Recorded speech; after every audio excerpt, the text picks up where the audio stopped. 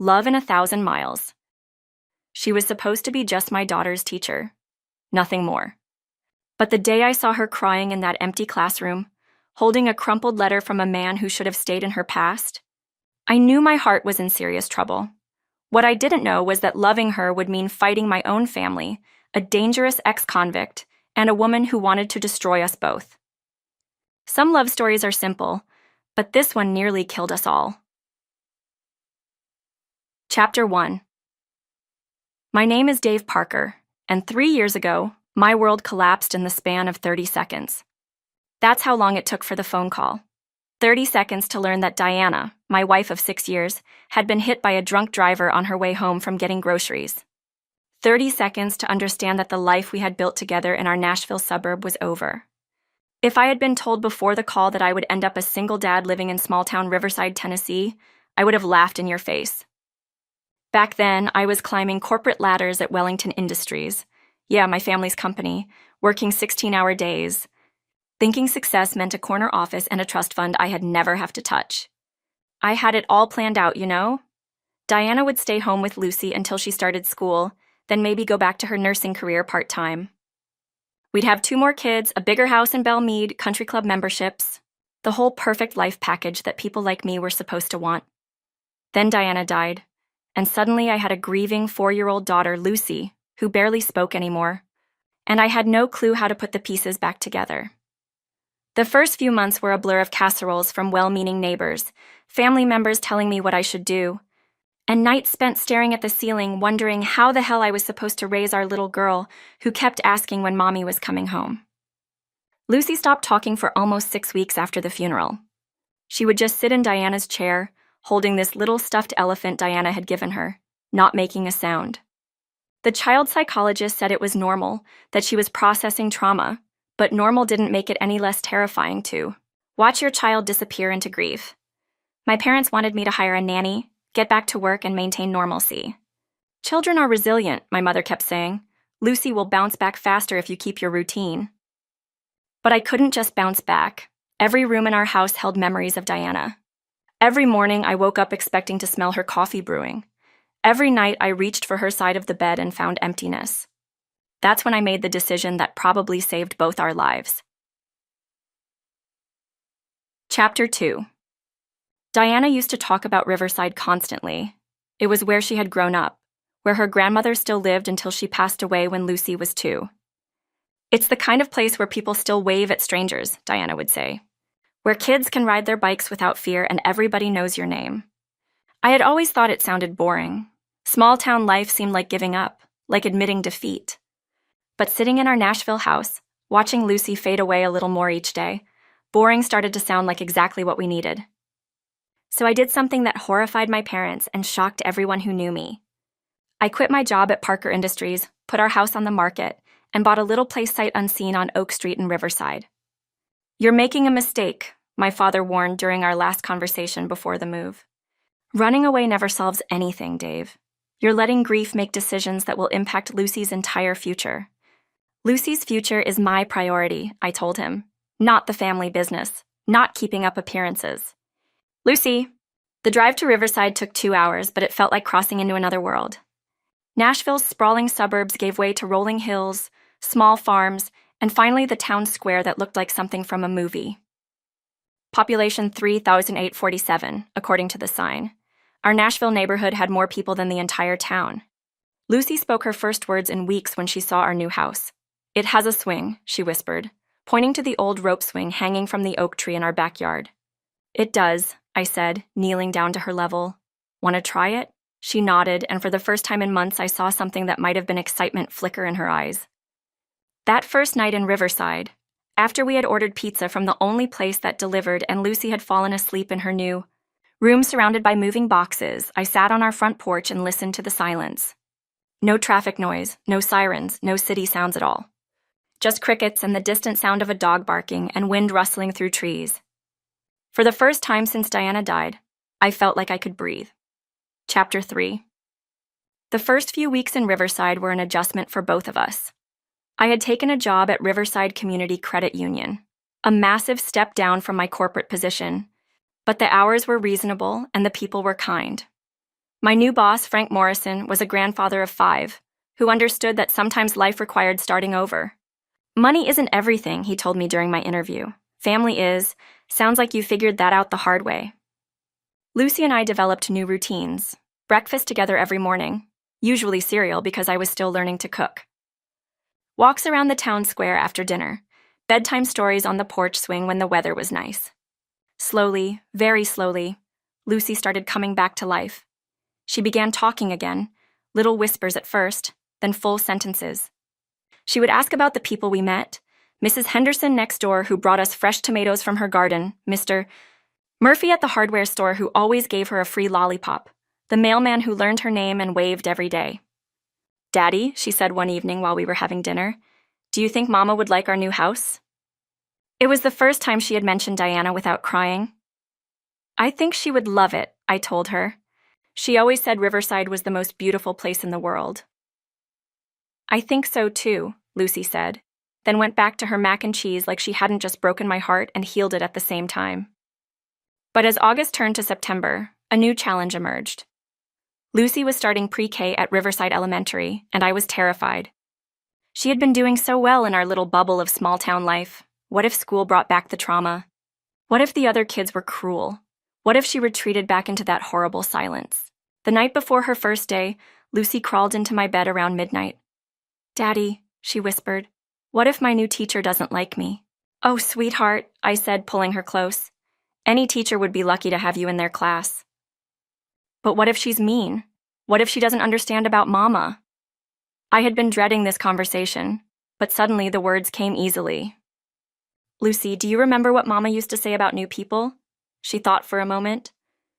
"That everyone has a story and most people have kindness in them if you look hard enough?" "That's right, your new teacher has a story too, and I bet it has a lot of kindness in it." "Will you tell her about Mama?" "If you want me to, I will." She snuggled closer to me.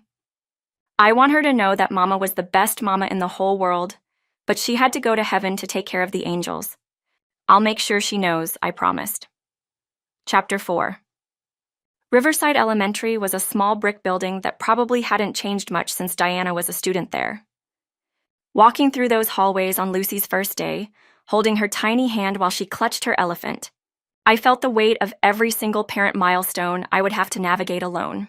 Lucy's classroom was bright and cheerful, with alphabet charts on the walls and a reading corner filled with colorful pillows. But what caught my attention immediately was the teacher. She was maybe 5'4" with auburn hair pulled back in a neat bun, warm green eyes, and this gentle smile that seemed to light up the entire room. She was kneeling next to a little boy who was crying, speaking to him in soft, soothing tones. "It's okay, Tyler," she was saying. "First days are scary for everyone. Even teachers get nervous on the first day." "Even you, Miss Thompson?" the boy asked, "especially me. But you know what I've learned? The scared feeling goes away once you start making friends." That was when she looked up and saw us standing in the doorway. Her smile widened and she stood gracefully. "You must be Lucy," she said, walking over to us. "I'm Miss Thompson, and I've been so excited to meet you." Lucy hid behind my legs, suddenly shy. Miss Thompson didn't push. Instead, she crouched down to Lucy's level and pointed to the elephant in Lucy's arms. "Is that your elephant? He's beautiful. Does he have a name?" Lucy peeked out from behind me. "Peanut," she whispered. "Peanut is a perfect name for an elephant. Would Peanut like to see where you'll be sitting? I put your name card at the table by the window so you can watch the birds." "There are birds?" Lucy asked, her interest piqued. "Lots of birds, cardinals and blue jays and sometimes even a hawk. They like to sit in the big oak tree during story time." For the first time that morning, Lucy let go of my hand. She followed Miss Thompson to a small table where a handwritten name card read, "Lucy Parker," in beautiful cursive letters. "Mr. Parker?" Miss Thompson stood and extended her hand to me. "I'm Aria Thompson. Lucy's going to do wonderfully here." Her handshake was firm, her eyes kind and understanding. There was something about her presence that immediately put me at ease. "She's been nervous about starting school," I said. "We moved here from Nashville a few months ago, and it's been an adjustment." "New places can be challenging," she said carefully, "but children are remarkably adaptable. Lucy seems like a very special little girl." Other parents were starting to arrive with their children, so I knew I needed to leave soon. But something made me linger. "Miss Thompson," I said quietly, "Lucy's mother passed away last year. She might mention that, and I just wanted you to know in case." Arya's expression softened with genuine compassion. "I'm so sorry for your loss. Thank you for telling me. I'll make sure Lucy feels comfortable talking about her mother whenever she needs to." "Thank you," I said, and meant it. I knelt down to hug Lucy goodbye. She held on to me a little longer than usual. "You'll pick me up after school?" she asked. "I'll be right here at 3 o'clock, I promised." "Have fun, sweetheart." Walking out of that classroom was harder than I had expected. But when I glanced back through the window, I saw Arya standing at Lucy's table, listening intently as Lucy showed her how Peanut could do tricks. Something in my chest loosened for the first time in months. Chapter 5. The transformation in Lucy over those first few weeks of school was remarkable. Every day when I picked her up, she would have new stories to tell. Miss Thompson had let them plant seeds in little pots. They had read a book about a mouse who was afraid of cats, and Lucy had related it to being nervous about new things. They'd had a tea party with stuffed animals, and Peanut had been the guest of honor. "Miss Thompson says Peanut is very well behaved for an elephant," Lucy told me one afternoon as we walked home from school. "She says elephants are really smart, like people." What else did Miss Thompson say? She said that people who love elephants are usually very kind, and she said I have nice manners just like Mama taught me. Every conversation with Lucy seemed to include something Miss Thompson had said or done. It was clear that Lucy was not just adjusting to school, she was thriving. But what struck me most was how natural Arya seemed with the children. During pickup time, I'd watch her interact with each student individually. She knew their interests, their fears, their little personalities. When shy Benjamin finally spoke up during circle time, she celebrated like he'd won the Nobel Prize. When Emma Rodriguez had an accident during art class, Arya cleaned it up without making Emma feel ashamed. "She's wonderful with them," commented Sarah Chen, another parent, one afternoon while we waited for dismissal. "Emma's been in daycare since she was tiny, but she's never connected with a caregiver the way she has with Miss Thompson." "Lucy feels the same way," I said, watching through the classroom window as Arya helped a little boy tie his shoes. "Are you single?" Sarah asked suddenly, then blushed. "I'm sorry, that was rude. I just noticed you always pick up Lucy alone, and I wondered." "My sister is single, and she's lovely." "I'm widowed," I said simply. "Oh," Sarah's face fell. "I'm so sorry. I shouldn't have assumed." "It's okay. We're doing all right." But as I said it, I realized how much my definition of all right had expanded. 3 months ago, all right meant getting through the day without falling apart. Now it meant Lucy laughing at breakfast, chatting with neighbors, feeling like we belonged somewhere. A big part of that change, I was beginning to realize, had to do with the woman in that classroom. Chapter 6 October brought parent-teacher conferences, and I'll admit I was looking forward to mine more than I probably should have been. Lucy had been talking about Miss Thompson constantly for weeks, how she always smelled like vanilla and cinnamon, how she had the most beautiful handwriting in the world, how she knew everything about butterflies, and had promised to help Lucy write a letter to her mama in heaven. That last one had stopped me in my tracks. She said, "What?" I asked Lucy during dinner one evening. "Miss Thompson said that people we love who go to heaven can still hear us when we talk to them, and sometimes writing letters helps us feel closer to them. She said her grandpa died when she was little, and she used to write him letters all the time." I had to excuse myself to the kitchen because my eyes were suddenly burning with tears. Not just because of Lucy's innocent faith, but because this teacher had found such a gentle, perfect way to help my daughter process her grief. The conference was scheduled for a Thursday evening in late October. I arranged for Mrs. Henderson to stay with Lucy and arrived at the school a few minutes early. Arya was organizing papers at her desk when I knocked on the door frame. She looked up and smiled, and something in my chest did a little flip. She was wearing a soft blue sweater that brought out her eyes, and her hair was loose around her shoulders instead of in its usual bun. She looked younger, more relaxed. "Mr. Parker, come in," she said, gesturing to the chair across from her desk. "Can I get you some coffee? I made a fresh pot." "That would be great, thank you." She poured 2 cups from a small machine on her windowsill, adding cream to both without asking how I liked it. Somehow, she'd noticed during our brief morning conversations that I always took cream in my coffee. "So," she said, settling into her chair, "let's talk about Lucy." For the next 20 minutes, she painted a picture of my daughter that filled my heart to overflowing. Lucy was bright, creative, kind to her classmates. She was reading slightly above grade level and showed particular interest in stories about animals and nature. She was a natural helper, always volunteering to clean up or assist other students.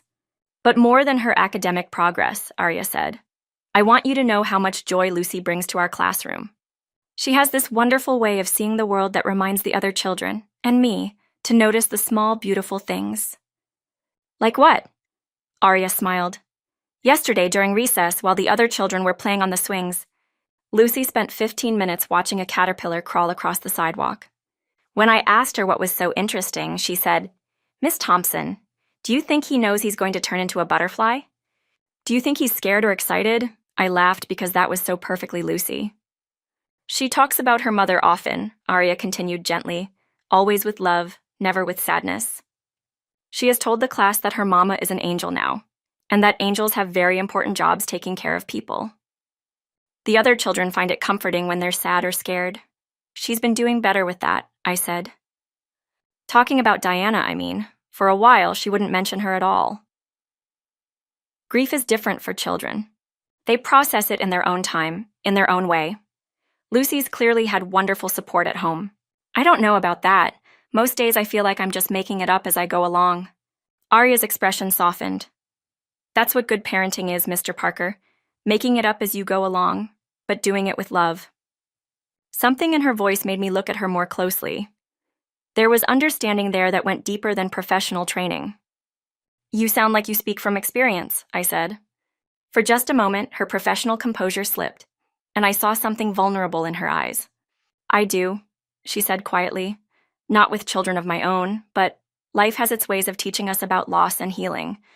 There was a story there, I could tell. But before I could ask more, she straightened and became teacher professional again. Is there anything else you would like to know about Lucy's progress? We talked for another 15 minutes about reading levels and social development, but my mind kept drifting to that moment of vulnerability. Who was Arya Thompson outside this classroom? What losses had taught her to be so gentle with grief? As I was getting ready to leave, she handed me a folder. These are some of Lucy's recent artwork, she said. I thought you would like to see them. I opened the folder and felt my breath catch. The first drawing was of our family, me, Lucy, and a woman with long dark hair labeled Mama standing under a rainbow. The second was our new house with the oak tree swing. The third made my eyes burn. It was a classroom scene with stick figures of children sitting in a circle. In the center was a woman with auburn hair labeled Miss Thompson. At the bottom, in Lucy's careful 4-year-old writing, it said, My teacher is nice like Mama was nice. She drew this yesterday, Arya said softly. I hope it's okay that I'm sharing it. More than okay, I managed to say. Thank you for everything, for being what she needed. She's what I needed too, Arya said, then looked surprised that she had said it out loud. We stood there for a moment looking at each other, and I felt something shift between us. Something warm and unexpected and terrifying. I should go, I said. Mrs. Henderson is watching Lucy. Of course, have a good evening, Mr. Parker. Dave, I said. You can call me Dave. She smiled. Have a good evening, Dave. Walking to my car, I realized that for the first time since Diana died, I was thinking about a woman as more than just a teacher, more than just a kind stranger, and that scared the hell out of me. Chapter 7. November in Riverside was beautiful. The leaves turned brilliant shades of red and gold, and there was something about the crisp air and shorter days that made everything feel cozy and intimate. Lucy and I had fallen into comfortable routines. Saturday morning pancakes, I had finally learned not to burn them. Sunday afternoon walks around the town square, evening homework sessions at the kitchen table where Lucy would carefully practice her letters while I helped. But increasingly, our conversation centered around Miss Thompson. Daddy, Lucy said one evening while I was tucking her in, why don't you have any friends? The question caught me off guard. What do you mean, sweetheart? Well, I have friends at school. Miss Thompson has friends. I saw her talking to Miss Patterson in the hallway and they were laughing. But you just have work people and neighbors. Don't you want friends? Out of the mouths of babes. The truth was, I hadn't thought about friendship since Diana died. Back in Nashville, our social life had revolved around couple friends, dinner parties, networking events. Here in Riverside, I had been so focused on helping Lucy heal and figuring out single parenthood that I hadn't considered my own social needs. "I suppose I haven't thought about it much," I told Lucy. "Between work and taking care of you, I stay pretty busy." "You should be friends with Miss Thompson," Lucy said matter-of-factly. "She's really nice and she likes you." "What makes you think she likes me?" "She always smiles different when you come to pick me up. Like how she smiles when she sees the first flower in spring. Kids notice everything." The next day, I found myself paying closer attention during pickup. Was Lucy right? Did Arya smile differently when she saw me? I was still pondering this when Arya approached me in the parking lot. "Dave," she said, "I hope you don't mind me asking, but I noticed Lucy mentioned that you two don't cook much at home. The kids are doing a unit on healthy eating next week, and I was wondering if you might like some easy recipe suggestions." "That would be great," I said. "I'm still learning the whole cooking thing. We eat a lot of sandwiches and cereal." She laughed, and the sound was like music. "Nothing wrong with that, but if you would like, I could share some simple recipes that kids usually enjoy helping with." Lucy mentioned she wants to learn to cook like her mama did. "Diana was an amazing cook," I said. "She made everything from scratch. I always meant to learn from her, but I was always working late and she enjoyed doing it, so." I trailed off, realizing I had shared more than I intended. "Maybe this could be a way to honor her memory," Arya suggested gently. Learning to cook some of the things she might have taught Lucy. "You know what?" I said, making a decision that surprised me. "Would you like to come for dinner this weekend? Nothing fancy. Maybe you could help me attempt something more ambitious than grilled cheese?" Arya's cheeks flushed pink. "Oh, that's very kind, but I wouldn't want to impose." "It wouldn't be an imposition. Lucy would be over the moon, and honestly, I could use the help." She was quiet for a moment, and I worried I had overstepped. "Saturday evening?" she finally said. "I could bring ingredients for homemade pizza. Kids love making their own pizzas." "That sounds perfect." That night, Lucy was so excited she could barely eat dinner. "Miss Thompson is coming to our house?" she kept asking. "Really and truly?" "Really and truly." "Can I show her my room and Peanut's special hiding place and the swing?" "You can show her whatever you want, sweetheart." "This is the best day ever," Lucy declared. Watching her bounce around the house with joy, I realized something that made my chest tight with emotion. This was the first time since Diana died that Lucy had been excited about having a guest. The first time our house had felt like it could be a place for entertaining, for sharing, for opening our lives to someone new. Saturday evening arrived with perfect fall weather. I had spent the afternoon cleaning the house, really cleaning, not just picking up, and Lucy had arranged her stuffed animals in the living room. So Miss Thompson can meet everyone important. When Arya knocked at 6 o'clock, Lucy raced to answer the door before I could stop her. "Miss Thompson, you're here. Look, I'm wearing my best dress and I braided Peanut's ears." Arya laughed, crouching down to admire Peanut's tiny braids. "He looks very handsome. Thank you for inviting me to your beautiful home." She was wearing jeans and a soft green sweater, her hair loose and curly around her shoulders. She carried a grocery bag and looked so naturally beautiful that I had to remind myself to breathe. "Come in," I said. "Lucy's been planning your visit all week." What followed was one of the best evenings I've had since moving to Riverside. Arya had brought everything we needed for homemade pizza: flour for dough, fresh mozzarella, basil from her garden, even pepperoni cut into fun shapes for Lucy. She taught us how to make the dough from scratch, letting Lucy measure ingredients and mix everything together. "The secret," she told Lucy as they kneaded the dough, "is to fold it like you're tucking it into bed. Gentle, but firm." While the dough rose, she helped Lucy set the table with our fancy dishes, the wedding china I had packed away since Diana died. Lucy insisted on using cloth napkins and even picked flowers from our neighbor's yard, with permission, for a centerpiece. "This feels like a real dinner party," Lucy announced proudly. "It is a real dinner party," Arya said. "The best kind, with the best people." As we rolled out pizza dough and added toppings, I found myself watching Arya with my daughter. She was natural with Lucy in a way that went beyond her teaching experience. She listened when Lucy chattered about everything and nothing. She praised Lucy's creative pizza topping combinations. She answered endless questions with patience and genuine interest, but more than that, she made space for Diana in our evening. When Lucy mentioned that Mama used to make pizza sometimes, but she put weird vegetables on it. Arya asked follow-up questions. What kind of vegetables? Did Lucy help her make it? Did she like the smell of the kitchen when her mama was cooking? She never tried to replace those memories or compete with them. She just acknowledged them as part of Lucy's story, part of what made our evening special. After dinner, Lucy insisted on giving Arya the full house tour. I followed behind, seeing our home through a stranger's eyes for the first time in months. Lucy's room, with its carefully arranged stuffed animals, and the photo of Diana on the nightstand. The living room with Diana's piano that nobody played anymore. The kitchen where we'd shared our first family dinner with a guest. It's a lovely home, Arya said as we ended up back in the living room. You can feel the love here. Can you really? Lucy asked. Daddy says houses remember love, even when people go to heaven. I think your daddy is very wise, Arya said, glancing at me with something warm in her eyes. After Lucy went to bed, an hour later than usual because nobody wanted the evening to end, Arya and I cleaned up the kitchen together. Thank you, I said as she dried the last dish. This was Lucy hasn't been this happy in a long time. Neither have I, she said softly. Then, as if she had revealed too much, she started gathering her things. I should go, it's getting late. Arya, I said, and she paused at the front door. Would you like to do this again sometime? She looked at me for a long moment, and I saw something flicker in her eyes.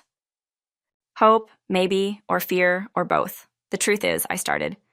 I'm beginning to like you very much, and I would love to have you around more often, I said in a breath. That is if you don't mind, I quickly added. I would like that, she finally said after a long pause. I would love that very much. I could see she was happy and felt the same way about me, and this made my heart flutter. After she left, I sat on my front porch for a long time, thinking about how the house felt different. Warmer, more alive. Like maybe it could be a home for more than just grief and healing. Like maybe it could be a home for new love too. Chapter 8. Phone call came on a Tuesday morning in late November, just as I was getting ready to take Lucy to school. I didn't recognize the number, but something about the timing, early morning, insistent ringing, made me answer. Is this Dave Parker? The voice was unfamiliar, rough around the edges. Yes, who's this? This is someone who knows your girlfriend real well. We need to talk. My blood ran cold. I'm sorry, who is this? Let's just say I'm from Miss Thompson's past, the part she probably hasn't told you about. Meet me at Murphy's Diner at noon, or I start talking to other people about what I know. The line went dead. I stood in my kitchen staring at the phone, my mind racing. What past? What could Arya possibly have to hide? Daddy? Lucy appeared in the doorway, backpack ready for school. Why do you look scared? I'm not scared, sweetheart, I lied, just thinking about work stuff. Ready for school? But as I drove Lucy to school and went through the motions of my morning routine, I couldn't shake the feeling that something was very wrong. At 11:30, I told Frank I needed to take a long lunch and drove to Murphy's Diner. It was a small place in the center of town, the kind where everybody knew everybody. Which made the stranger in the corner booth stand out immediately. He was maybe 6'2", lean but muscled, with dark hair and cold eyes. Prison tattoos snaked up his arms, and there was something dangerous about the way he carried himself. You must be Dave, he said as I approached his table. I'm Tyler Brooks. I sat down across from him, every instinct telling me to leave. How did you find me? And how are you so sure I'm in a relationship with Arya? I couldn't help but wonder how he figured out my emotions towards Arya. It's a small town, Dave, he scoffed. Mauricio, I only needed to follow her yesterday to know who she's been seeing, he disclosed. What do you want? I asked. Tyler smiled, but there was no warmth in it. Straight to business. I like that. What I want is simple. I want Arya to remember where she comes from. And I want you to understand what kind of woman you're getting involved with. I don't know what you're talking about. Sure you don't. Tyler pulled out his phone and showed me a photograph. It was Arya, but not the Arya I knew. This was a younger version with shorter hair, heavy makeup, and a hard expression I'd never seen on her face. She was standing next to Tyler, both of them holding drinks at what looked like a party. Pretty little thing, wasn't she, Tyler said. Of course, that was before she got me arrested. My heart started pounding. What? Oh, she didn't tell you? About how we were together for 2 years? about how she was living the high life on money from my business deals, about how when the cops came knocking, she threw me under the bus to save her own skin. I don't believe you. Tyler's smile widened. Here's the thing, Dave. I just got out of federal prison.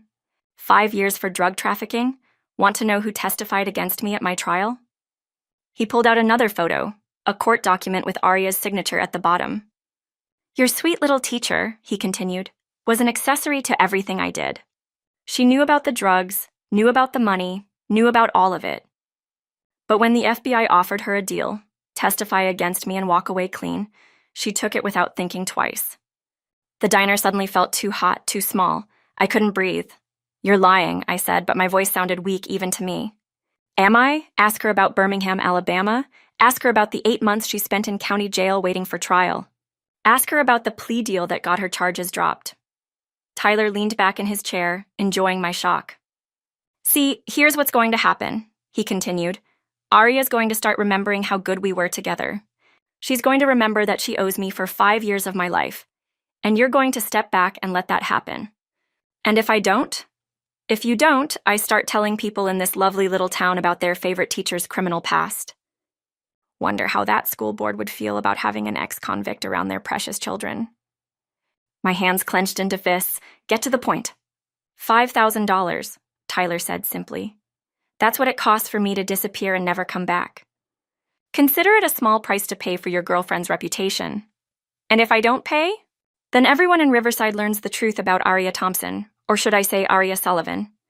That's her real name, by the way. Thompson is just another lie. Tyler stood up, threw a $5 bill on the table, and headed for the door.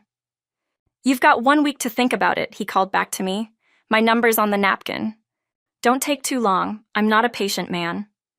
I sat in that diner for 20 minutes after he left, staring at the napkin with his phone number scrawled on it, trying to process what had just happened. Was any of it true? The woman who had sat at my kitchen table making pizza with my daughter? Was she really a criminal? Had she lied about everything? But even as the doubts crept in, a part of me rebelled against Tyler's story. The Arya I knew was gentle, honest, kind. She couldn't be the person he had described. Could she? Chapter 9. I spent the rest of the day in a haze of confusion and dread.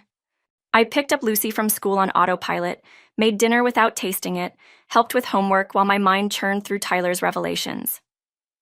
Daddy, you're acting weird, Lucy said as I tucked her into bed. Are you sick? No, sweetheart, just tired. Big day at work. Is Miss Thompson coming for dinner again soon? The innocence in her question nearly broke me. I don't know, Lou. Maybe. I hope so. She makes you smile like Mama used to. After Lucy fell asleep, I sat on my porch in the cold November air, trying to figure out what to do. I had Tyler's phone number in my pocket and a head full of accusations I didn't want to believe. But I had to know the truth. The next evening, after Lucy was in bed, I drove to Arya's cottage on Pine Street. Her living room light was on, and I could see her silhouette through the sheer curtains, grating papers at her kitchen table. I sat in my car for 10 minutes, working up the courage to knock on her door. How do you ask someone you're falling in love with if they're a criminal? How do you bring up a past they've obviously tried to leave behind? When she answered the door, her face lit up with genuine pleasure. Dave, what a nice surprise. Come in, it's freezing out there. Her cottage was exactly what I had expected, cozy and warm, with books everywhere, plants on every windowsill, and the scent of vanilla candles. It was the home of someone who found joy in simple, beautiful things. Can I get you some tea? Coffee? She asked, leading me to her living room. Actually, I said, I need to ask you something. Something in my tone made her pause. She settled onto her couch, tucking her legs under her, and looked at me with concern. What is it? You look upset. I pulled Tyler's napkin from my pocket and set it on her coffee table. I watched her face change as she recognized the phone number, watched the color drain from her cheeks. Where did you get this? She whispered. He came to see me yesterday. Tyler Brooks. He says he knows you. Arya closed her eyes, and for a moment she looked so fragile I wanted to take her in my arms and tell her we didn't have to talk about this. What did he tell you? She asked quietly. That you two were together, that you were involved in his drug business, that you testified against him to save yourself from prison. She was quiet for so long, I wondered if she was going to answer at all. When she finally spoke, her voice was barely above a whisper. It's true, most of it anyway. My heart sank, even though part of me had been expecting this confirmation. I was 23, she continued, staring at her hands. Fresh out of college, working at a daycare in Birmingham, trying to figure out what I wanted to do with my life. He was charming, confident. He had money and a nice car, and he made me feel special. She got up and walked to her window, looking out at the dark street. I knew something wasn't right about his business. He said he was in construction, but the hours were weird, the phone calls at all times of night. The cash? So much cash? But you stayed with him? I was young and stupid, and I thought I was in love? Her voice cracked slightly, and by the time I realized what he was really doing, I was in too deep. I was living in his apartment, driving his car, wearing clothes he bought me. When the FBI showed up, they found drugs in my purse, drugs I swear I didn't know were there. She turned back to face me, tears streaming down her cheeks. I spent 8 months in county jail, Dave. 8 months wondering if I was going to spend the rest of my 20s in federal prison for something I barely understood. My parents disowned me, my friends disappeared, I lost my job, my reputation, everything. But you testified against him. The prosecutor offered me a deal, testify about what I had seen and heard, and they would drop the charges against me. I took it because I was scared and alone and I wanted my life back. Was Tyler telling the truth? Did you know about the drugs? Aria was quiet for a long moment. When she answered, her voice was steady but full of pain. I suspected. I chose not to ask questions because I didn't want to know the answers. I was selfish and cowardly, and an innocent version of myself died in that jail cell. I felt like I was drowning in information I didn't know how to process. After the trial, she continued, I changed my name legally. Sullivan to Thompson, moved to Tennessee, got my teaching license, started over completely. The person I was in Birmingham, that scared, naive girl who made terrible choices, I buried her. Why didn't you tell me? When? She asked, and there was a flash of anger in her voice. When you were dealing with a grief of your own? When you invited me to dinner and I saw how happy your daughter was? When was I supposed to say, oh, by the way, I used to be involved with a drug dealer and I spent time in jail? She had a point, but it still felt like betrayal. I was going to tell you, she said more softly. I've been trying to work up the courage for weeks. I knew that if we were going to. If this was going to be something real, you deserved to know everything. What does Tyler want? Money, at first anyway, but knowing Tyler, it won't stop there. He's angry about the years he lost and he blames me for all of it. He wants $5,000. Aria laughed bitterly. Of course he does. On a teacher's salary, I don't have $5,000. And even if I did, paying him would just prove that his threats work. We sat in silence for several minutes, the weight of her revelations settling between us. I understand if you can't, if this changes things, she said finally. You've been through so much already. She doesn't need the scandal that comes with me. What scandal? Tyler won't just take the money and disappear, Dave. He'll keep coming back, demanding more. And eventually, he'll get tired of being patient and he'll start talking. The school board, the parents, the whole town will know that Aria, their children's teacher, is an ex-convict. You were never convicted. Do you think that distinction will matter to people? To the school board? To other parents? I stared at her, this woman who had brought such light into our lives, and tried to reconcile the person I had come to care about with, the story she had just told me. I need time to think, I said finally. Aria nodded, tears still streaming down her face. I understand. I stood to leave, then paused at her door. Aria, yes? The woman I've gotten to know these past few months, is she real? Or is she just another version you created to hide from the past? She looked at me with such raw honesty that it took my breath away. She's the most real I've ever been, she said. Loving you and Lucy, that's the truest thing I've ever felt. I drove home in a daze, my heart and head at war with each other. Chapter 10. I spent 3 sleepless nights wrestling with everything Aria had told me. During the day, I went through the motions of work and single parenting, but my mind was consumed with Tyler's threats and Aria's past. Lucy noticed something was wrong immediately. Why haven't we seen Miss Thompson? She asked at breakfast on Friday morning. Is she mad at us? No, sweetheart. She's not mad. I'm just working some things out. What things? How do you explain adult complications to a 4-year-old? How do you tell your daughter that the woman who's helped her heal might have to disappear from their lives because of choices made, long before they ever met her? Grown-up things, I said lamely. Nothing for you to worry about. But Lucy was too smart for that. She spent the day at school quiet and withdrawn, and when I picked her up, she went straight to her room instead of chattering about her day like usual. After a week, I knew I couldn't run away from my feelings. Arya's thoughts, much more than I presumed, has found deep roots in my heart. Tyler's ultimatum is due, but giving in to his demands will mean him asking for more, which is not reasonable. I decided to seek a legal advice, so as to protect Arya's reputation, and then involve the authorities after dropping Lucy in school. It was then my phone rang, and my mother's name appeared on the screen. Something cold settled in my stomach. "Dave," she said without preamble, "your father and I need to see you this weekend. It's important." "Mom, I'm not really in the mood for— This isn't a request. We'll expect you and Lucy at the house on Sunday at 2 o'clock. "What's this about?" "We'll discuss it when you arrive." She hung up without saying goodbye. Sunday afternoon found me driving to Nashville with a knot in my stomach and Lucy chattering nervously in the back seat. She had only met my parents a handful of times, and their formal, cold house always made her uncomfortable. "Why do we have to visit Grandma and Grandpa?" she asked as we pulled into their circular driveway. "They want to see us," I said, though I suspected that wasn't entirely true. My mother greeted us at the front door with her usual air of controlled disapproval. She hugged Lucy briefly, duty, not affection, and led us into the formal living room where my father was waiting. "Lucy, darling," my mother said with false sweetness, "why don't you go play in the sunroom? I put some toys out for you." Once Lucy was out of earshot, my parents' masks came off. "We've been hearing some very disturbing rumors about you, Dave," my father said, settling into his leather chair like a judge preparing to pass sentence. "What kind of rumors?" My mother opened a manila folder on the coffee table. Inside were photographs, documents, what looked like a private investigator's report. "About your relationship with one Arya, a schoolteacher," she said, sliding the folder toward me. "Miss Arya Thompson, or should we call her by her real name, Arya Sullivan?" My blood turned to ice. Imagine our shock when we received an anonymous call that our son, a Parker, has been associating with a convicted criminal, my father continued. "So we hired someone to look into this woman you've been spending time with."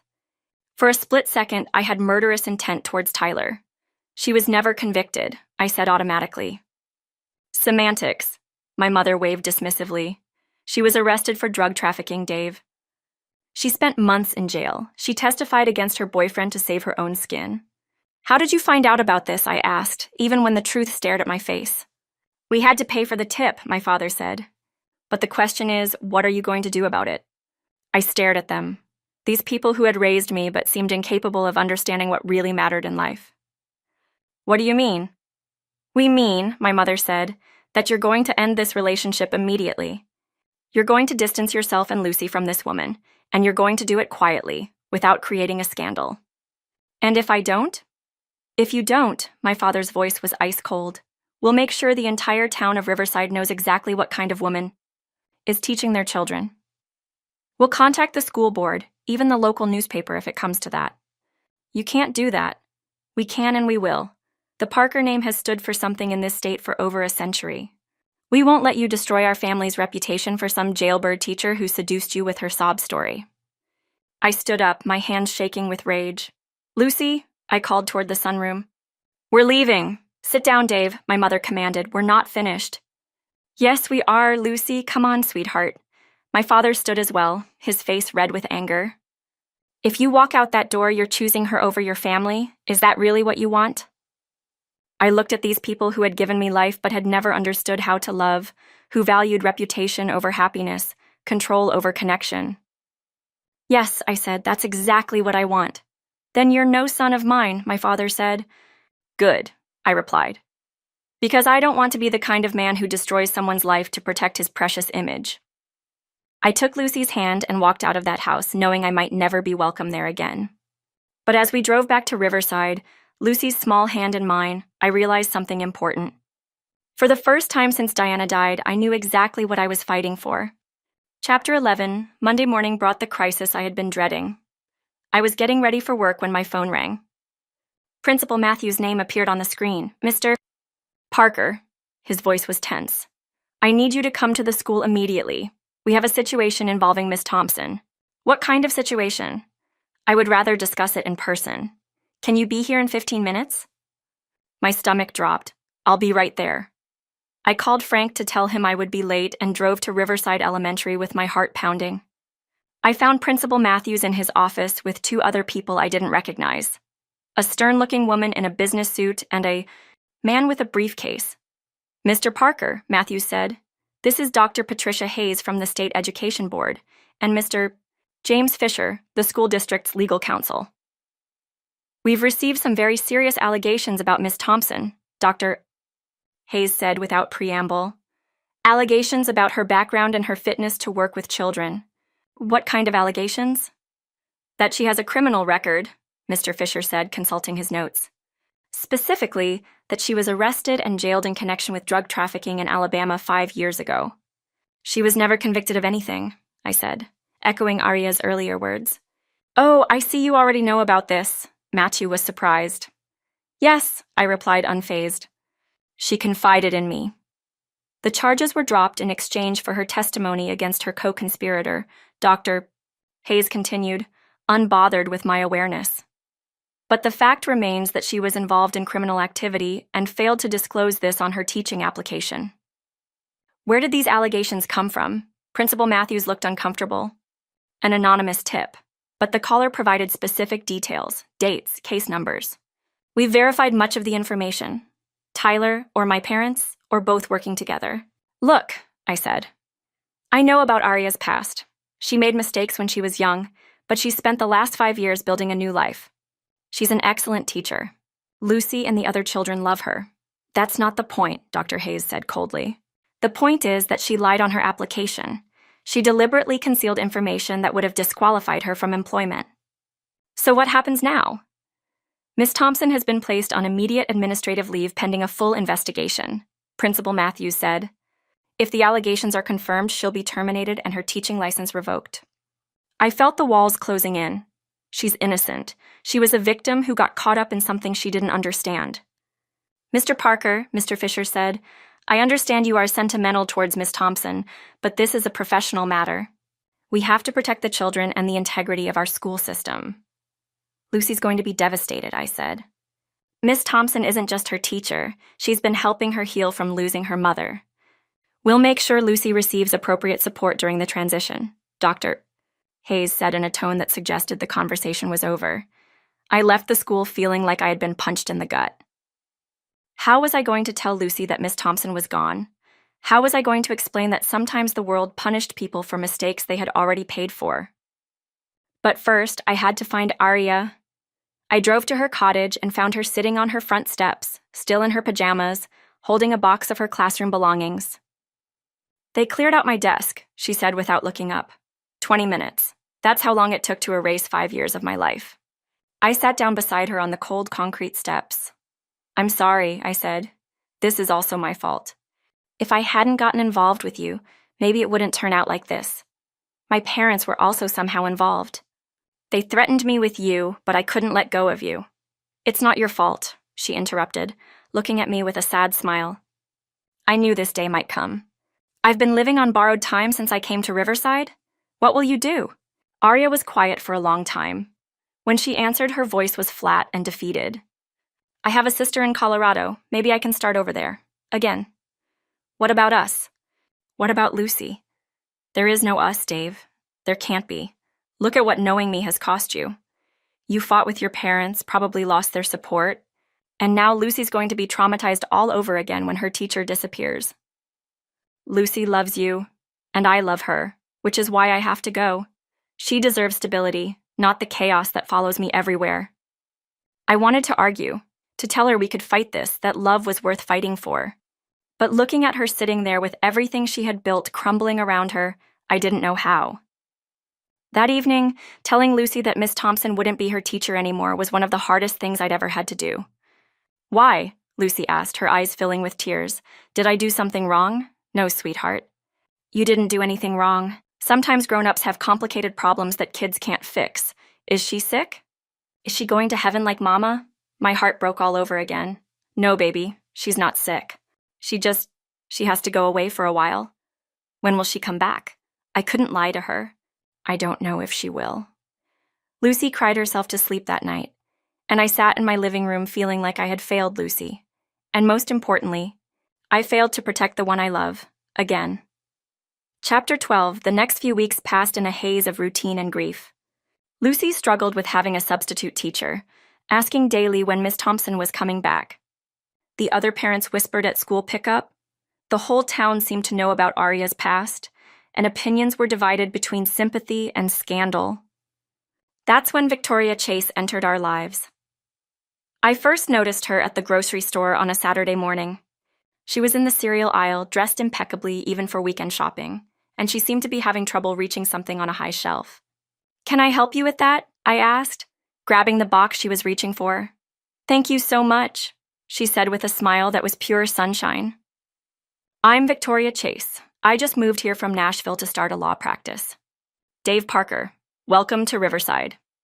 Parker? Her eyebrows rose slightly. As in Parker Industries? "Yeah, that's my family's company, though I'm not involved with it anymore." Still, small world. "I worked with your family's legal team a few years ago on a property deal. We chatted for a few more minutes about Nashville, about small-town life, about the challenges of starting over in a new place." Victoria was intelligent, charming, and genuinely interested in hearing about life in Riverside. Then she handed me her business card and headed to her car. Over the next few weeks, Victoria seemed to appear everywhere I went, the coffee shop where I grabbed lunch, the park where I took Lucy to play, even at Lucy's school during pickup time. She was always friendly, always perfectly appropriate, but there was something calculated about these encounters that made me uncomfortable.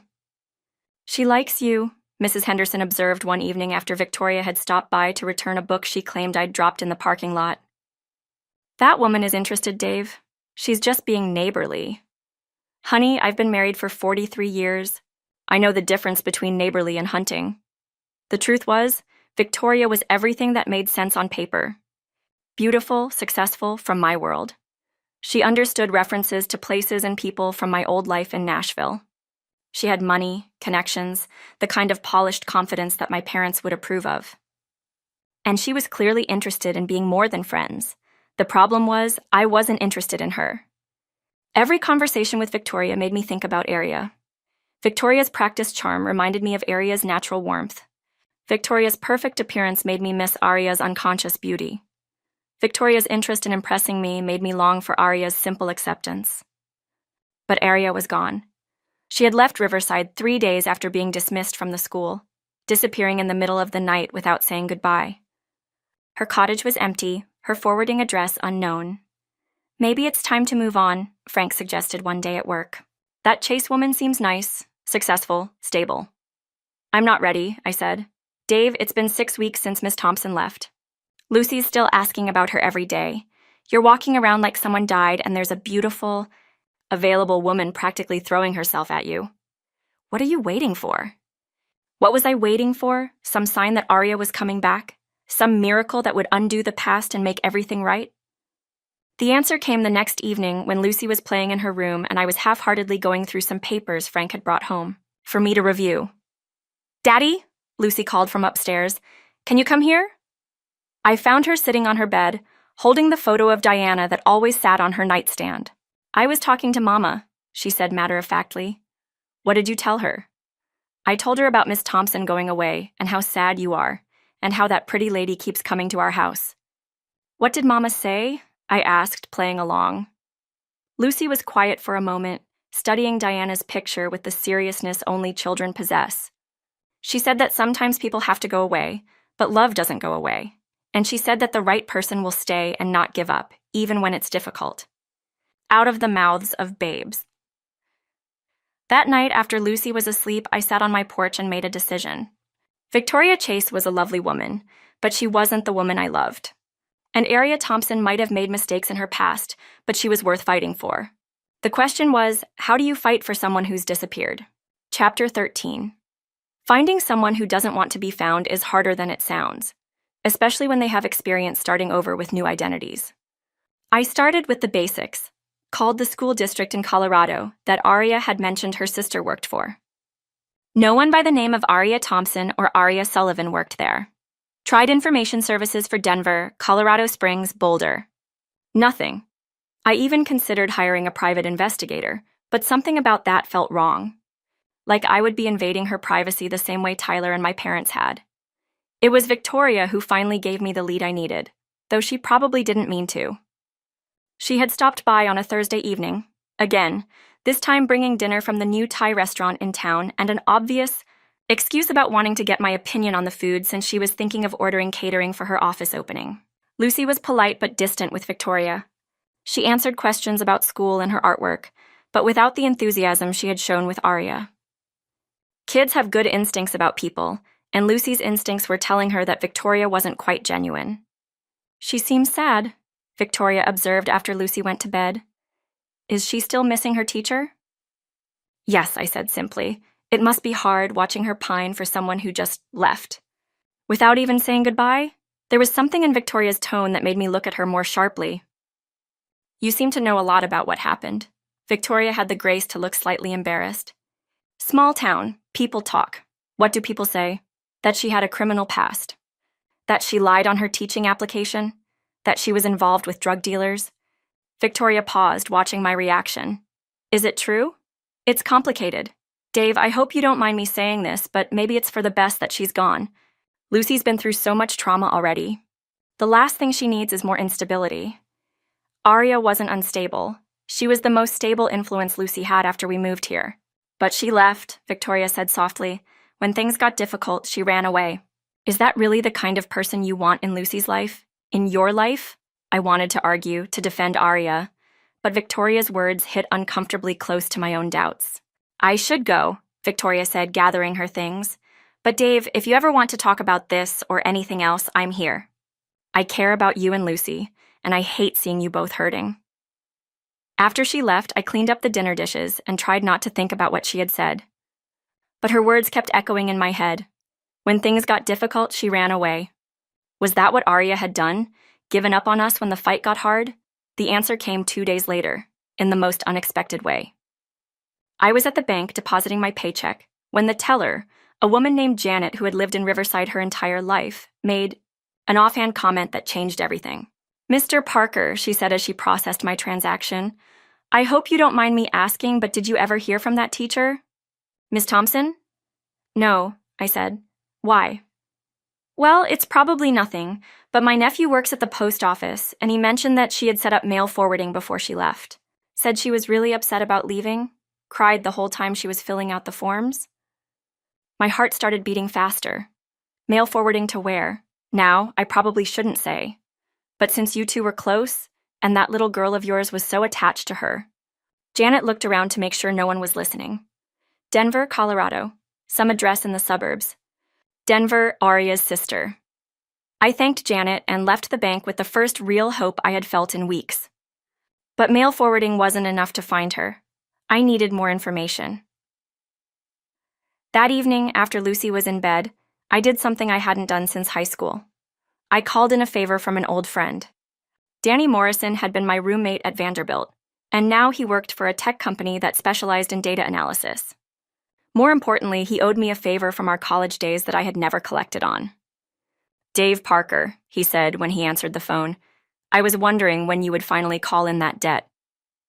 I need help finding someone, Danny, someone who doesn't want to be found. Legal?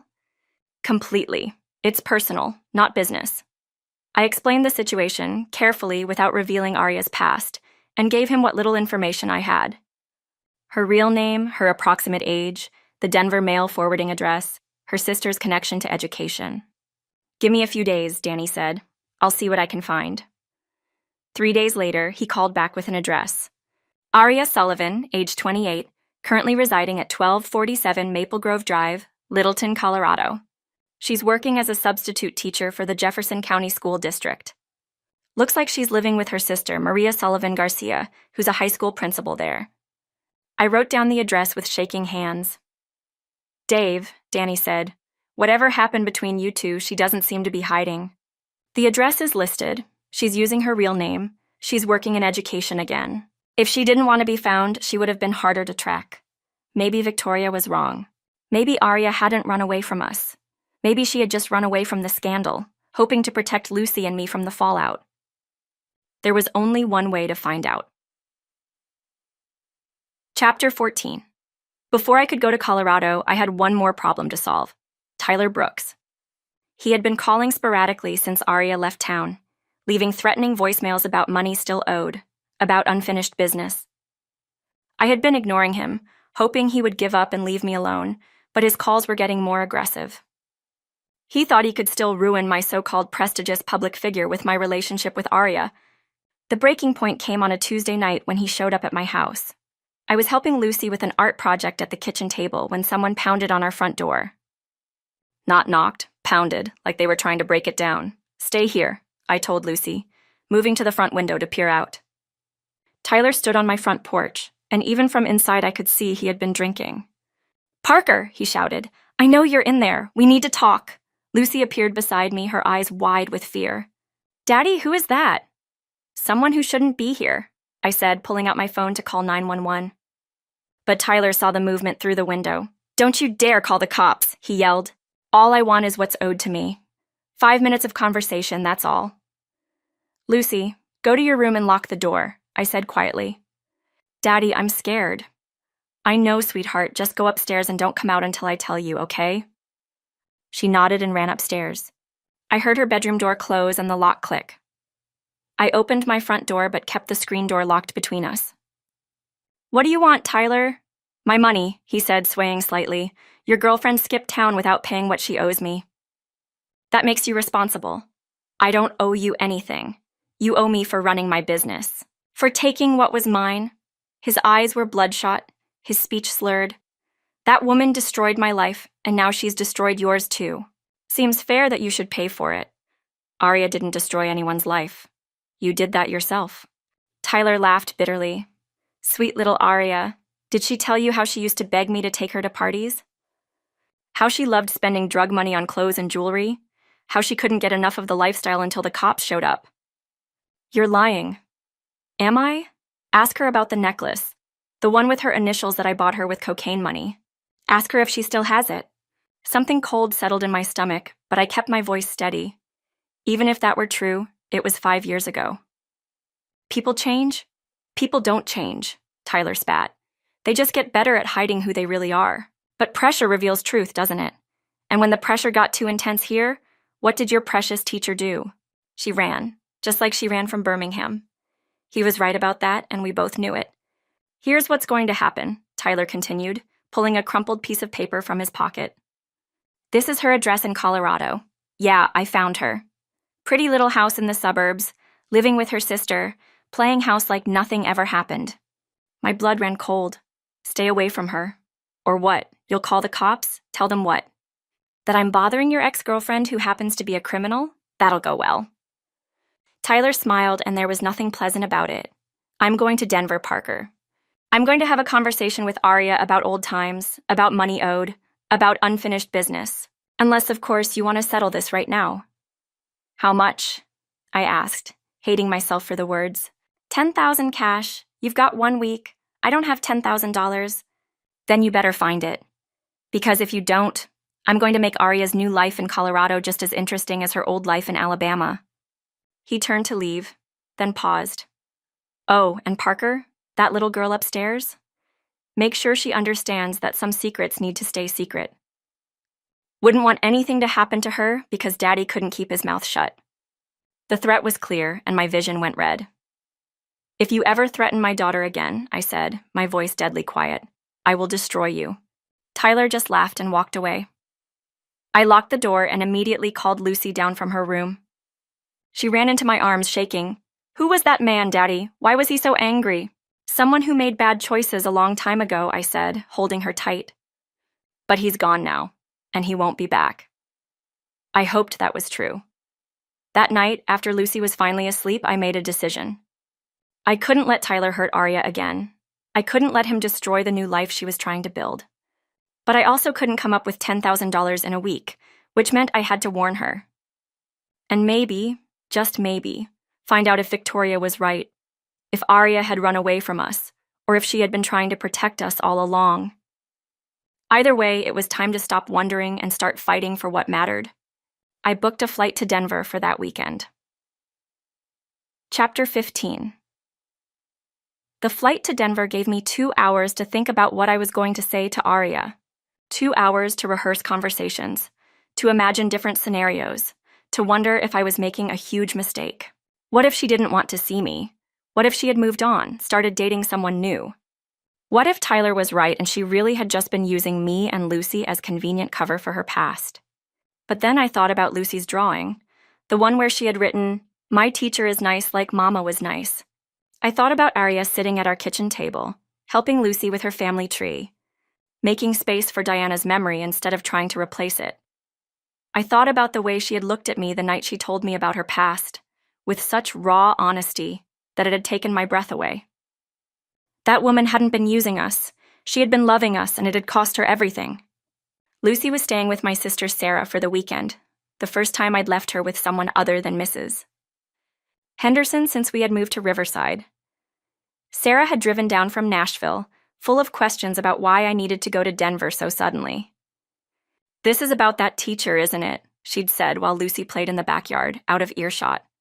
"The one Mom and Dad were so upset about." "Yes. Dave, are you sure this is a good idea? Maybe some things are better left alone." "I can't leave it alone," I told her. "I love her, Sarah. Lucy also needs her. She's been different since Arya left, sadder, more withdrawn. She's starting to act like she did right after Diana died." Sarah had studied my face for a long moment, then nodded. "Then go," she had said simply. "Go fight for her." Now, sitting in seat 12A watching Colorado's mountains grow larger through the airplane window, I wondered if fighting would be enough. I had rented a car at Denver International Airport and driven to Littleton, a suburb that looked like every other American suburb. Neat houses, tree-lined streets, the kind of place where people moved to raise families safely. 1247. Maple Grove Drive was a small blue house with white trim and a well-maintained garden. There was a Honda Civic in the driveway that I didn't recognize, and children's toys scattered on the front lawn. I sat in my rental car for 15 minutes, working up the courage to knock on the door. What was I going to say? How do you start a conversation with someone who left your life without saying goodbye? Finally, I got out of the car and walked to the front door. Through the window, I could see movement inside, people talking, the sound of children laughing. I knocked. The door was answered by a woman who looked like an older version of Arya. Same green eyes, same auburn hair, but with laugh lines around her eyes and the confident bearing of someone used to being in charge. "Can I help you?" she asked politely. "I'm looking for Arya Sullivan," I said. "I'm Dave Parker from Riverside, Tennessee." The woman's expression changed immediately. Surprise, recognition, something that might have been relief. "Dave," she said, "I'm Maria, Arya's sister. We've been wondering if you might show up." "Is she here?" Maria hesitated, then stepped back to let me in. "She's in the backyard with my kids," she said. "But Dave, before you see her, we need to talk." She led me into a comfortable living room filled with family photos and children's artwork. Through the sliding glass door, I could see a woman kneeling in a garden, helping 2 small children plant something in the soil. Even from behind, even after weeks apart, I knew it was Arya. "She's been heartbroken since she left Riverside," Maria said quietly. "Barely eating, barely sleeping. She cries every night, and she keeps checking her phone like she's hoping someone will call." "Why didn't she call me?" "Because she thinks she was trouble and complicated your peaceful life. She thinks Lucy is better off without her, that you're better off without the complications she brings." I sat down heavily on Maria's couch, watching Arya through the window. "There's something else," Maria continued. "Something she hasn't told you about why she really left." "What do you mean?" Maria pulled out her phone and showed me a series of text messages. They were from Tyler Brooks, sent to Arya's phone over the course of several days. The messages started threatening and got progressively more violent. Threats about what he would do to her if she didn't pay him, threats about what he would do to me. Threats about Lucy. The final message, sent the day before Arya left Riverside, made my blood run cold. "Pretty little girl you care about, would hate for something to happen to her because you won't cooperate. Pay up or I start making visits to 432 Oak Street." My address. He had been watching our house before that visit. She left to protect you, Maria said softly. She thought if she disappeared, Tyler would follow her here and leave you and Lucy alone. Did he follow her? He's been calling, making demands. She's terrified, Dave, but she won't ask for help because she thinks she deserves whatever happens to her. I stood up, anger and protectiveness flooding through me. I need to see her. Dave, wait. Maria caught my arm. There's one more thing. Tyler isn't just after money anymore. He wants Arya back. He's convinced himself that they belong together, that she's just confused about what she really wants. That's insane. Yes, it is. But insane people can be dangerous people. Through the window, I watched Arya stand up and brush dirt from her knees. One of Maria's children, a little boy who couldn't have been more than 6, was tugging on her hand, showing her a flower he had picked. She smiled at him, but even from a distance I could see it didn't reach her eyes. She needs to know she's not alone, I said. Maria nodded and opened the sliding door. Arya, she called, someone's here to see you. Arya looked up, and when she saw me standing in her sister's living room, her face went completely white. Chapter 16. For a moment, neither of us moved. Arya stared at me like she was seeing a ghost, her hands still dirty from gardening, her hair pulled back in a messy ponytail. Dave, she whispered, what are you doing here? Looking for you? I said simply. She glanced at Maria, who was shepherding her children inside and giving us privacy. How did you find me? Does it matter? Arya sat down on a patio chair like her legs wouldn't hold her anymore. You shouldn't be here, she said. Tyler's been. It's not safe for you to be around me. I know about Tyler's threats, I said, sitting across from her. Maria showed me the texts. Arya's eyes filled with tears. Then you understand why I had to leave? He was watching your house, Dave. He knew where Lucy went to school, what time you came home from work. I couldn't let him hurt her because of me. So you left without saying goodbye. You left Lucy thinking she had done something wrong. I thought it would be easier for who, I interrupted, because it sure as hell wasn't easier for Lucy. She's been asking for you every single day. She drew you a picture last week, our family standing in front of our house. You were in it, Arya. Even after you left, you're still part of her family. Arya started crying then, the kind of tears that come from weeks of held-back grief.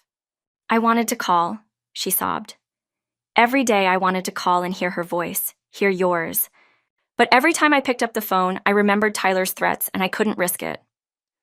What about what I want? What Lucy wants? Don't we get a say in this? You don't understand, Arya said, wiping her eyes. Your parents were right about me. I bring chaos everywhere I go. I destroy things. Look what happened. You fought with your family and lost their support. Lucy got traumatized again. The whole town was in an uproar. All because of me. I knelt down in front of her chair and took her dirty hands in mine. Arya, listen to me. My parents were wrong about everything that matters. Yes, I lost their money, but I gained something more important. I learned what I'm really willing to fight for. And Lucy wasn't traumatized because she loved you. She was traumatized because you disappeared. But Tyler is a problem we're going to solve together, not by running away, not by hiding, but by standing up to him. How? He's dangerous, Dave. He's not going to just give up and leave us alone. I told her about Tyler's visit to my house, about his escalating threats, about the $10,000 he was demanding. I don't have that kind of money, I said. But more importantly, paying him won't solve anything. He'll just keep coming back for more. So what do? We fight back, we document everything, get restraining orders, involve law enforcement. We stop letting him control our lives. Arya was quiet for a long time, staring at our joined hands. What if it doesn't work? What if he hurts you or Lucy because of me? What if he doesn't? What if we're stronger together than we are apart? What if love is worth fighting for? She looked at me then, really looked at me, and I saw the woman I had fallen in love with peeking through the fear and guilt. I've missed you, she whispered, both of you. So much. Then come home with me. Dave, I can't just... Yes, you can. Lucy needs you. I need you. And Riverside needs you too. The school board will never hire me back. Maybe not, but there are other schools, other opportunities. We'll figure it out together. Arya pulled her hands free and stood up, walking to the edge of Maria's small patio. What about your parents? They'll never accept me. I don't care what they accept. I'm not living my life for their approval anymore. And the town gossip, the scandal, will die down eventually. It always does. She turned back to me, and for the first time since I had arrived, I saw hope in her eyes. Do you really think we can make this work? I think we have to try. Because the alternative, living without you, watching Lucy pine for someone who cared about her, spending the rest of my life wondering what could have been, that's not living at all. Arya was quiet for another long moment. Then, so softly I almost didn't hear her, she said, Okay. I'll come home with you. I'll fight for us. I stood up and pulled her into my arms, holding her tight against my chest, breathing in the vanilla scent I had missed so much. There's one more thing, she said against my shoulder. What? Tyler knows I'm here. He's been calling, making threats. If I come back to Riverside with you, he'll follow. Let him. We'll be ready for him. Chapter 17. The flight back to Tennessee was different from the one to Denver. This time, Arya was beside me, nervous but determined, holding my hand as Nashville's skyline came into view. We had spent another day in Colorado making plans. Maria had helped us research restraining orders and legal options. We had documented Tyler's threats, saved his voicemails, prepared a case that would hopefully keep him away from us permanently. But mostly we had talked. About the past, about the mistakes we had both made, about what we wanted for the future. I'm scared, Arya admitted as our plane descended. What if Lucy's moved on? What if she's angry that I left? She's 4 years old, I reminded her. 4-year-olds forgive easily, especially when they love someone. But I was nervous too. It had been 2 months since Arya left Riverside. 2 months was a long time in a child's life. Sarah was waiting for us at baggage claim with Lucy, who was holding a hand-drawn sign that said, Welcome home in crayon. Lucy saw Arya before Arya saw her. Miss Arya, she shrieked, dropping the sign and running across the terminal as fast as her little legs could carry her. Arya knelt down just in time to catch Lucy in a fierce hug, both of them crying and laughing at the same time. You came back, Lucy sobbed against Arya's shoulder. I knew you would come back. I'm sorry I went away, Arya whispered. I'm so sorry, sweet girl. It's okay, Lucy said with the easy forgiveness of childhood. Daddy said you had to solve some grown-up problems, but you'd come back if you could. Over Lucy's head, Arya looked at me with gratitude and love that made my chest tight with emotion. I missed you so much, Lucy continued. I drew you 1,000,000 pictures, and I learned to write your name, and I saved all my best stories to tell you. I want to hear every single one, Arya said. The drive back to Riverside was filled with Lucy's chatter. She told Arya about her new teacher, nice but not as nice as Miss Arya, about the butterfly that had landed on her hand at recess. She had named it Hope, about the tooth she had lost. The tooth fairy had left her 2 whole dollars. But as we got closer to home, I could see Arya getting nervous again. What if people stare? She asked quietly while Lucy was distracted by something outside the window. Let them stare, I said. We know the truth about who you are. What if parents don't want me around their children? What if parents don't want me around their children? Then we'll prove them wrong. One person at a time. We pulled into our driveway as the sun was setting, painting our little house golden in the evening light. Mrs. Henderson was waiting on her front porch next door, and when she saw Arya get out of the car, her face broke into a huge smile. Well, it's about time, she called over. This neighborhood hasn't been the same without you, dear. That first evening back was perfect in its simplicity. We ordered pizza. Lucy insisted on making it just like the homemade pizzas Arya had taught us to make months ago. We sat around the kitchen table, listening to Lucy's endless stories, and for the first time in months, our house felt complete. After Lucy went to bed, Arya and I sat on the front porch swing, holding hands and watching fireflies dance in the warm evening air. I forgot how peaceful it is here, she said. It wasn't peaceful without you. It was just empty. Dave, I need you to know, if Tyler shows up, if this gets dangerous, I want you to take Lucy and go somewhere safe. Don't try to be a hero. We're in this together, I said firmly. Whatever comes, we face it together. That night, Arya slept in the guest room. We were taking things slowly, rebuilding trust, making sure Lucy felt secure before we made any big changes to our family structure.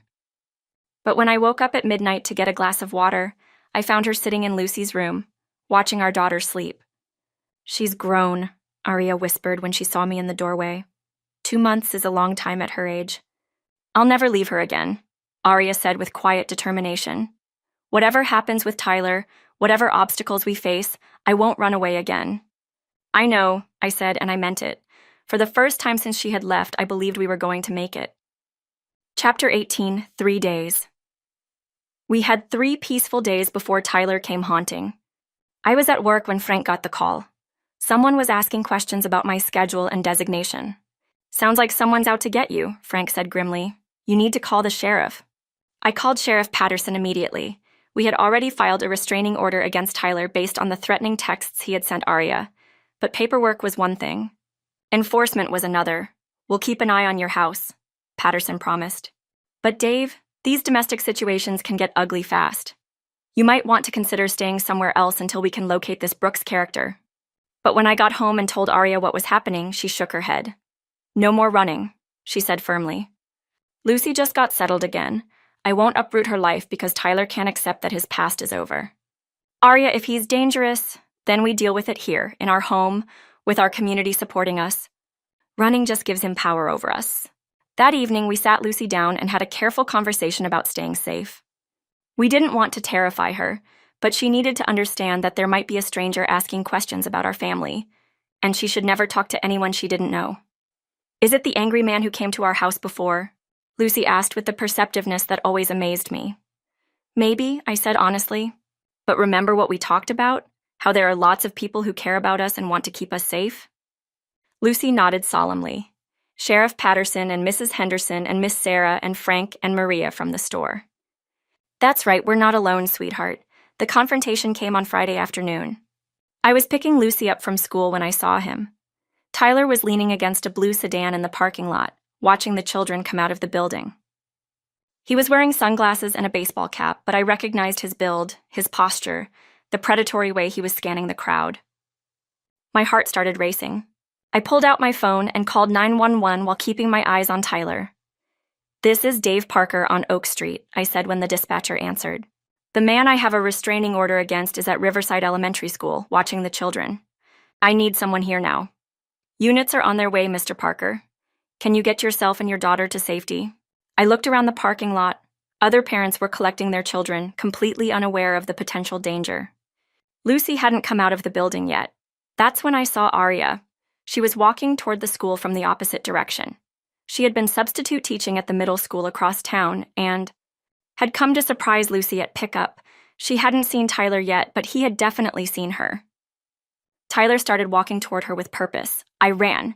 "Arya!" I shouted across the parking lot. "Behind you!"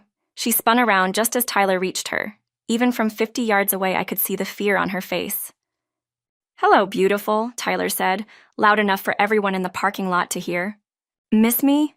Stay away from me," Arya said, backing toward the school building. "Now, is that any way to greet an old friend? Especially after you ran away from Colorado without saying goodbye." Other parents were starting to notice the commotion. Mrs. Chen grabbed her daughter's hand and headed quickly to their car. Mr. Patterson pulled out his phone, probably calling his brother the sheriff. "Tyler, please," Arya said, her eyes darting to the knife he suddenly brought out. "There are children here." "Oh, I know, including your little boyfriend's daughter. Sweet kid, looks just like her dead mama." I reached them just as Tyler raised the knife. "Get away from her!" I yelled, tackling Tyler from the side. We went down hard on the asphalt, Tyler's knife skittering across the pavement. I thought I had him, but Tyler was stronger than I had imagined, and desperate in a way that made him dangerous. He scrambled for the knife while I tried to pin him down. Parents were screaming now, pulling their children away from the fight. "Dave, be careful," Arya shouted. Tyler's fingers closed around the knife handle just as I lunged for it. He rolled, slashing upward in a wild arc that caught me across the ribs. The pain was immediate and shocking. I felt the blade slice through my shirt, felt the warmth of blood spreading across my side. "Dave!" Arya screamed. I stumbled backward, one hand pressed to my ribs, and Tyler got to his feet with the bloody knife still in his hand. "Should have minded your own business, Parker," he snarled, advancing on me. But before he could strike again, Sheriff Patterson's car came screaming into the parking lot, sirens blaring. "Drop the weapon," Patterson shouted, jumping out of his car with his gun drawn. "Drop it now!" Tyler looked around wildly, at Patterson with his gun, at the crowd of horrified parents, at Arya kneeling beside me where I had collapsed on the asphalt. "This isn't over," he said to Arya, but he dropped the knife. Patterson had him in handcuffs within seconds, but I barely noticed. The world was getting fuzzy around the edges, and Arya's face above me was the only thing in focus. "Dave, stay with me," she was saying, her hands pressed against my side trying to stop the bleeding. "Stay with me, please." "Lucy," I managed to say. "Where's Lucy?" "She's safe, Mrs. Patterson has her. Don't talk, just breathe." I could hear sirens getting closer, an ambulance, more police cars. But all I could focus on was Arya's face, streaked with tears, her green eyes wide with fear. "I'm sorry," I whispered. "Sorry for what? You saved me. You saved all of us. If something happens to me, take care of Lucy. Love her like she's my own daughter," Arya finished, tears dripping onto my face.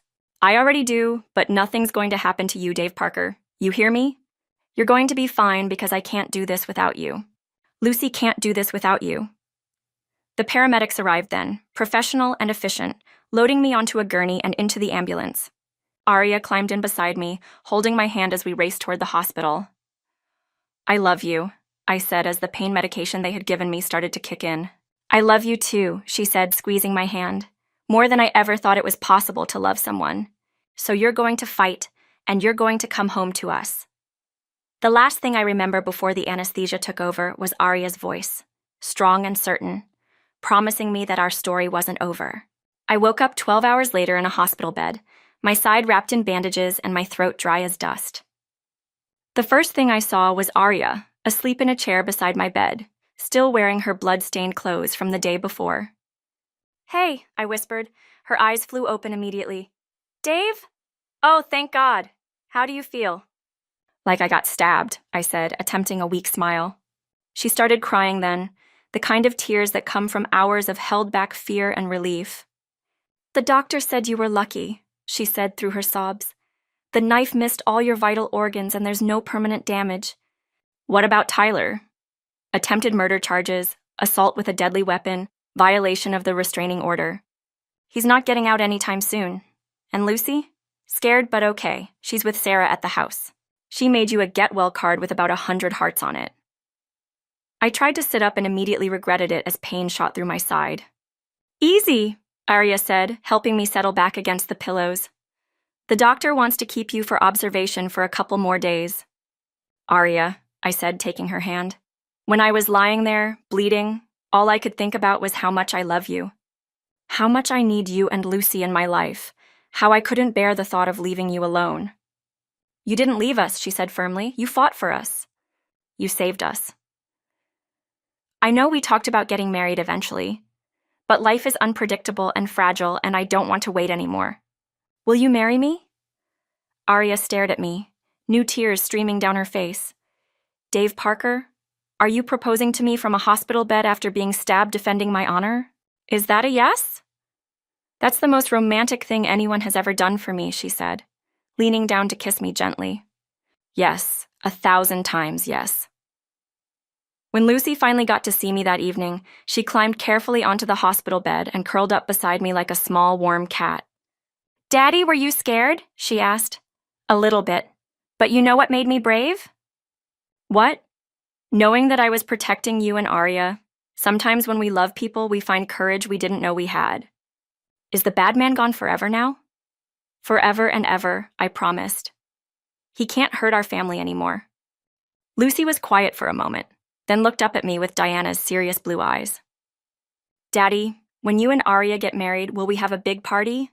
I looked at Arya, who was smiling through her tears, and felt my heart fill with more happiness than I thought it could hold after the events of the past day. "The biggest party Riverside has ever seen," I promised. And as we sat there in that hospital room, Lucy curled against my uninjured side, Arya holding my hand, all of us together and safe, I knew with absolute certainty that some things really were worth fighting for. Some love really was worth every mile, every obstacle, every moment of fear. Our love had been tested by fire and emerged stronger than ever, and whatever came next, we would face it together. Chapter 19. The story of Tyler's arrest spread through Riverside like wildfire. By Saturday morning, everyone in town knew that Dave Parker had gotten into a fight in the elementary school parking lot to protect his girlfriend from her dangerous ex. I expected judgment and whispers, but what I got instead was support. The first knock on our door came at 8 a.m. It was Mrs. Henderson with a casserole and a fierce expression. "That man won't be bothering you anymore," she announced, setting the dish on our kitchen counter. "Sheriff Patterson said he's being held on multiple charges: attempted murder, violating the restraining order, disturbing the peace. He'll be in jail for a while." The second knock came from Frank and his wife, bringing fresh bread and information about Tyler's legal situation. "My nephew works at the courthouse," Frank said. "Word is, Brooks violated his parole by leaving Colorado without permission, so the feds are getting involved. He's looking at serious time." By noon, our front porch was full of neighbors and friends. Mrs. Chen brought homemade soup and an apology for running away during the confrontation. "I should have stayed to help," she said. "Next time I will." Principal Matthews stopped by in the afternoon with surprising news. "The school board met this morning," he told us. "Emergency session. After what happened yesterday, they wanted to discuss the situation." My heart sank. This was it. They were going to ban Aria from school property, maybe even suggest we leave town. "They voted unanimously," Matthews continued, "to offer you your position back, Miss Thompson. Full reinstatement, full benefits, effective immediately." Aria stared at him in shock. "What?" "It seems public opinion has shifted. The parents saw how Tyler Brooks behaved yesterday, and they understand now that you were the victim, not the perpetrator. Several board members said they'd rather have a teacher who'd overcome adversity than one who'd never faced any challenges at all. But my record will be noted in your file as a personal matter that has no bearing on your professional qualifications. The board was particularly impressed that you came back to face your problems instead of running from them." After Matthews left, Aria sat on our couch in stunned silence. "I can't believe it," she kept saying. I thought my career was over." "People can surprise you," I said. "Sometimes in good ways." The biggest surprise came Sunday morning. Victoria Chase knocked on our door, holding a bottle of wine and wearing an expression I had never seen on her face before. Genuine humility. "I owe you both an apology," she said when we let her in. Several apologies, actually. She set the wine on our coffee table and sat across from us. "I was the one who instigated the school board about Aria's background," she said, looking directly at me. "I had a private investigator look into her past when I realized you weren't interested in dating me." "Victoria," Aria said quietly, "do you understand what you did? I lost my job, my home, my family. Lucy was traumatized." "I know, and I'm sorry. Sorrier than you'll ever know." Victoria's composure cracked slightly. "When I saw what happened in that parking lot, when I saw how you fought for each other, I realized something." "What?" I asked. "That I've been chasing a fantasy. I wanted the idea of you, Dave, the successful businessman, the Parker name, the life I thought I should want. But I never actually wanted you. If I had, I would have been happy for your happiness instead of trying to destroy it." She stood up, smoothing her skirt with shaking hands. "I'm leaving Riverside," she said. "Moving back to Nashville. It's better for everyone." "Victoria, you don't have to leave town because of us," Aria said, and I was amazed by her capacity for forgiveness. "Yes, I do. Not because you're making me, but because I need to figure out who I really am when I'm not trying to compete with someone else's love story." She headed for the door, then paused. "For what it's worth, watching you two fight for each other reminded me what love is supposed to look like." After she left, Aria and I sat quietly for a long time. "Do you think she meant it?" Aria asked. "The apology?" "I think she's trying to. Sometimes that's enough to start with." Epilogue: we got married on a perfect Saturday in June, 6 months after I had proposed on the hospital bed. The ceremony was small, just family and close friends in Riverside's town square, under the same oak trees where Diana and I had walked when we were dating, where I had brought Lucy to play during those first difficult months after we moved to town. My sister Sarah stood as my best man, or best woman, as Lucy insisted on calling her. Maria flew in from Colorado to be Aria's maid of honor, bringing her children, who served as additional flower girls and ring bearers. My parents weren't there.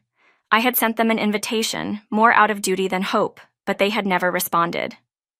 Their loss, I had decided. Their granddaughter was getting a new mother who loved her, and they were missing it because of their own pride and prejudice. But we didn't need them. Mrs. Henderson was there, crying happy tears and taking photos with an old camera. Frank and his wife brought homemade flowers from their garden.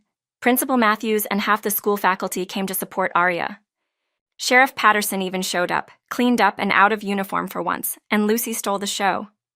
She wore a pale pink dress that made her look like the princess she had always wanted to be, with Diana's pearl necklace, the only jewelry of her mother's that fits a little.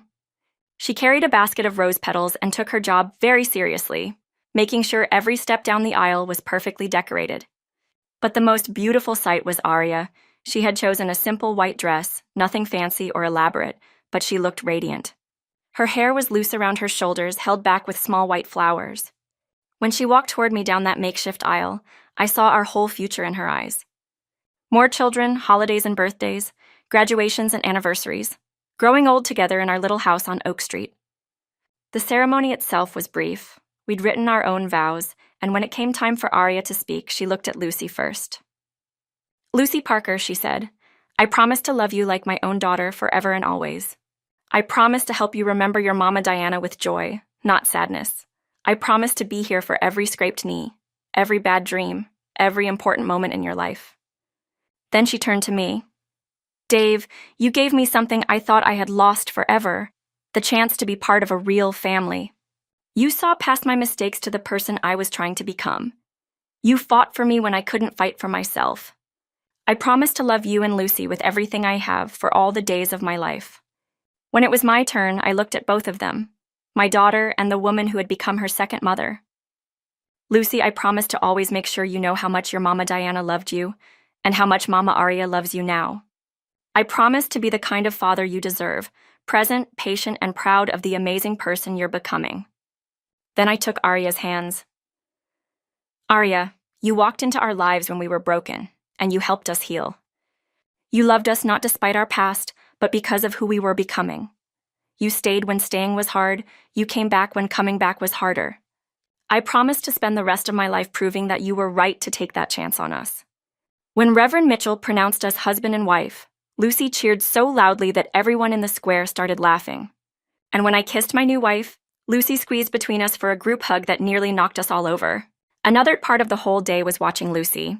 She was in her element, running between tables, dancing with anyone who would partner with her, telling everyone who would listen that she now had two mamas, and wasn't that the most wonderful thing in the world? "She's happy," Sarah observed, watching Lucy twirl with Maria's youngest daughter. "She is," I agreed. "For the first time since Diana died, she's completely, purely happy." "And what about you?" Sarah asked. "Any regrets about walking away from the family fortune for love?" I looked at Aria, who was helping Lucy fix her flower crown, both of them laughing at something ridiculous and beautiful. "Ask me in 50 years, I said, but I'm pretty sure the answer will still be no." As the sun set over Riverside and I was holding both Aria's and Lucy's hands, I was grateful for the joy I found in love. "Make a wish," Lucy said, taking both our hands. "What should we wish for?" Aria asked. Lucy thought about it seriously, for tomorrow to be just as happy as today. It was the perfect wish. If you like this story, kindly subscribe, like, share, and drop your comments to support my channel. See you next time!